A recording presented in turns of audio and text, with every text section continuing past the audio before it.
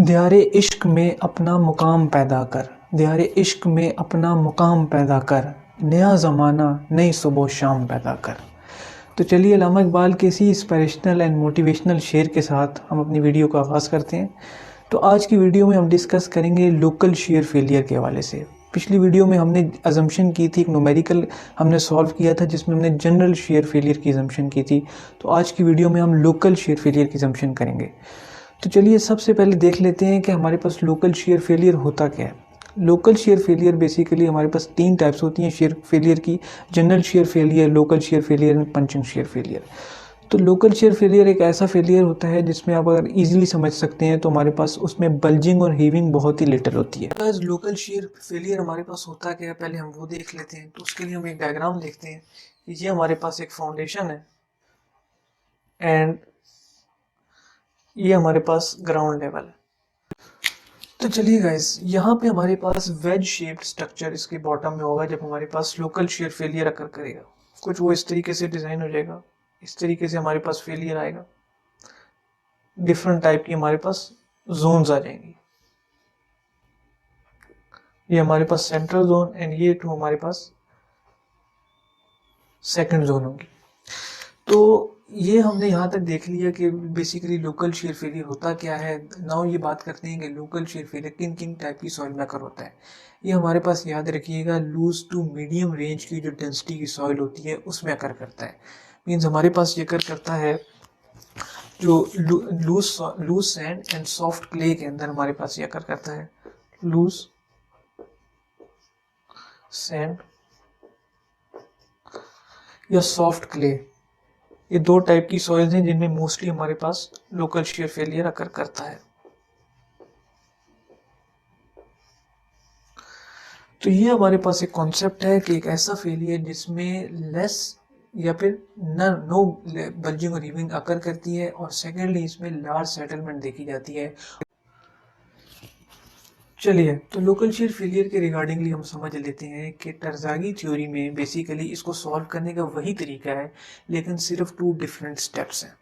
अब वो स्टेप्स क्या हैं हम उनको देख लेते हैं। टरज़ागी ने कहा कि हमारे पास लोकल शेयर फेलियर के अंदर C cohesion and phi angle of internal friction दोनों रिड्यूस हो जाते हैं, दोनों डिक्रीज कर जाते हैं। अब वो किस तरह से डिक्रीज कर जाते हैं इस पे उन्होंने एक फार्मूला दिया, वो हम यहाँ पे लिख लेते हैं और उससे हम इजीली सॉल्व कर देंगे। ये देख सकते हैं अब सी है, तो हमारे पास रिड्यूस होकर जो सी आएगा वो सी बार को हम उससे शो कर देते हैं। सी बार ये हमारे पास आफ्टर रिडक्शन आएगा। इसको हमने लोकल शेयर फेलियर की इक्वेशन में यूज करना है। सी बार को वो किसके इक्वल है, C bar is equal to 0.67 C. Simple, C bar is equal to 0.67 C. ये कौन सा सी है जो आपके पास जनरल शेयर फेलियर केस में या कोहेजन है, और ये हमारे पास लोकल शेयर फेलियर केस में है।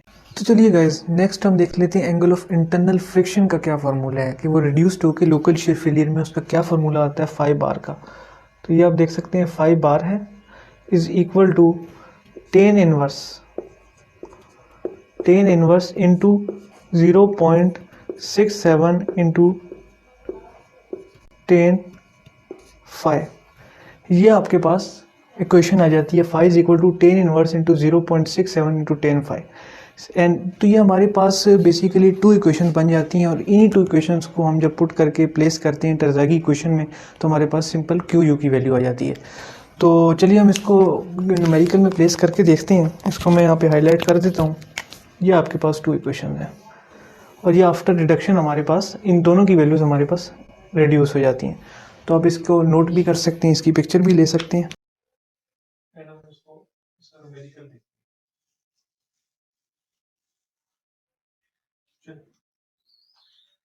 यहाँ पे जैसे कि अभी हमने डिस्कस किया, सबसे पहले हम उसी न्यूमेरिकल की वैल्यूज को कंसीडर करते हुए सी बार और फाइव बार निकालते हैं। सी बार हमारे पास क्या है, 0.67 इंटू सी। अब यहाँ पे आप जानते हैं हमारे पास कोहेजन लेस सॉइल है, हमारे पास सैंड है, सी हमारे पास जीरो है। सिंपली हम जीरो पुट करेंगे तो हमारे पास सी बार का फैक्टर भी जीरो आ जाएगा। तो यहाँ पे इन दोनों केस में, जनरल में लोकल शेयर फेलियर के केस में, हमारे पास कोई भी कोहेजन नहीं है। 0.67 into 0 is equal to 0। तो ये आपके पास आ सकता है, कोहेजन का यूनिट आपके पास kilo newton per metre square में होता है, kilo newton per metre square में। नाउ हम देख लेते हैं कि 5 बार की क्या वैल्यू है। यहाँ पर आप जानते हैं हमारे पास 5 की वैल्यू 35 डिग्री है, यानी angle of internal friction 35 degree है। नाउ हम इसको 5 बार में प्लेस करते हैं। 5 bar is equal to 10 inverse into 0.67 into 10, again आपके पास 10 आएगा। यहाँ पे आपके पास 5, ये 5 हमारे पास। अब ये हमारे पास कौन सा 5 है, ये हमारे पास 35 डिग्री जनरल शेप वैल्यू का 5 है। इसकी वैल्यू आप प्लेस करते हैं और आंसर निकालते हैं। चलिए जल्दी करते हैं, आप भी कैलकुलेट कीजिए। तो इसको जब हमने यहाँ प्लेस किया, इसकी वैल्यू हमारे पास सिंपल कितनी आ गई, 10 इनवर्स इंटू 0.67 इंटू 10, 35 डिग्री। तो इसकी फाइनल वैल्यू मैं यहाँ पे लिख देता हूँ, हमारे पास आ रही है 25.14 डिग्री, 25.14 डिग्री, जिसको आप राउंड ऑफ करके 25 डिग्री कर देंगे, क्योंकि हमारे पास जो टेबल लेटर है टेबल में वो 5 के मल्टीपल में गिवन है, तो इसको हम 25 कंसीडर करेंगे। 25 में हम इसको 25 डिग्री राउंड ऑफ करते हैं। तो चले गाइस, यहाँ तक तो हमारी बात हो गई। अब हम यहाँ पे आगे देखते हैं 25 डिग्री पे N C N Q N N gamma की क्या वैल्यू है। At 25 degree 5 is equal to 25 degree, जो हमारे पास वैल्यू आ रही है N C N Q N gamma की वो है, आप टेबल से भी इनको टैली कर सकते हैं। मैं यहाँ पे डायरेक्ट वैल्यू लिख देता हूँ, N C is equal to 25.1, same N Q is equal to 12.7 and n gamma is equal to 9.7। तो गाइज ये 3 वैल्यूज हैं हमारे पास N C N Q N N gamma की 5 इक्वल टू 25 डिग्री पे। अब सिंपल इसको टर्जा की इक्वेशन में प्लेस करते हैं और वैल्यू निकालते हैं। चलिए, तो क्या है, Q U is equal to 1.2 C N C plus gamma into D F. ये आपके पास Q इंटू एन क्यू जो होता है, ये gamma into D F, N Q plus 0.4 into gamma B N gamma. तो ये हमारे पास इक्वेशन है क्यू यू की। अब यहाँ पे आप सिंपल देख सकते हैं, हमारे पास जो भी पहली टर्म है ये हमारे पास जीरो कंसिडर हो जाएगी, तो इसको तो यहाँ पे हमें लिखने की जरूरत ही नहीं है, क्योंकि हमारे पास कोएफिशिएंट जीरो है, तो यहाँ पर हमें इसको लिखने की जरूरत नहीं है। हम नेक्स्ट ऊपर टर्म्स को लिखते हैं और उसकी वैल्यू सॉल्व कर लेते हैं। Q U is equal to gamma into D F. Gamma हमारे पास कितना है, 18 है, गैमा हमारे पास 18 ही रहेगा। एंड डी एफ हमारे पास कितना है, 2 मीटर, वो भी 2 मीटर ही रहेगा। नेक्स्ट एन क्यू कितना है, एन क्यू यहाँ पे देख लिया 12.7 है, 12.7। नेक्स्ट देखते हैं 0.4 ही। नेक्स्ट हमारे पास gamma 18 kilo newton per metre cube, 18। Same is the width हमारे पास, width of the footing 3 metre and gamma is 9.7। So guys, इसको सॉल्व करके हमारे पास जो वैल्यू आती है वो है 457.2। फर्स्ट पार्ट को Q U is equal to 457.2 plus इसको सॉल्व करके हमारे पास जो वैल्यू आती है वो है 209.52। 209.52।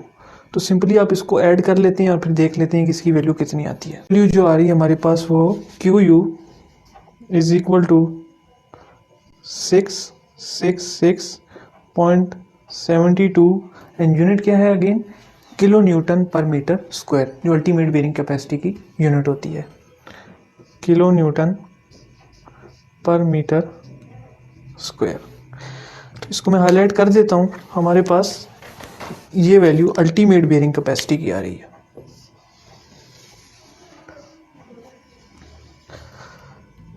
सो गाइज यहाँ तक तो बात हमें क्लियर हो गई, बट यहाँ पे हमारा क्वेश्चन एंड नहीं हुआ। अभी हमने अलाउबल बेयरिंग कैपेसिटी निकालनी है और उसको आप सिंपली जानते हैं कि उसके लिए हमने इसी क्यू यू को फैक्टर ऑफ द सेफ्टी से डिवाइड करना होता है। तो आइए हम यहाँ पे इसको सॉल्व कर लेते हैं। सो गाइज मैं यहाँ पे लिख देता हूँ, हम क्यू अलाउबल की हमने वैल्यू निकालनी है। Q allowable is equal to Q U over F O S. F O S means factor of safety. Factor of safety हमारे पास गिवन था क्वेश्चन में 3। तो चलिए क्यू अलाउबल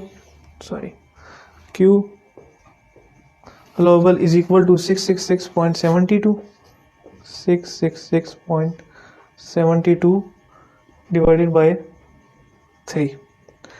तो फाइनल वैल्यू आप लोग कैलकुलेट करके देखिए कितनी आती है। ये वो है Q allowable is equal to 222.24 and again the units will be kilonewton per meter square।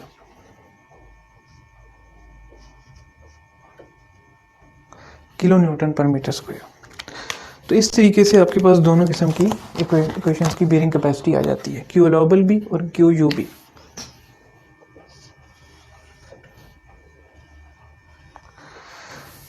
तो दोस्तों आज हमने देख लिया कि लोकल शेयर फेलियर के केस में हम किस तरीके से उसको सॉल्व कर सकते हैं। फर्स्ट ऑफ ऑल ये है कि हमारा बेसिक कॉन्सेप्ट ये है कि cohesion and angle of internal friction दोनों ही लोकल शेयर फेलियर केस में रिड्यूस हो जाती है। Cohesion C bar is equal to 0.667 C and जो एंगल ऑफ इंटरनल फ्रिक्शन है वो 5 bar is equal to 10 inverse into 0.67 into 10 5।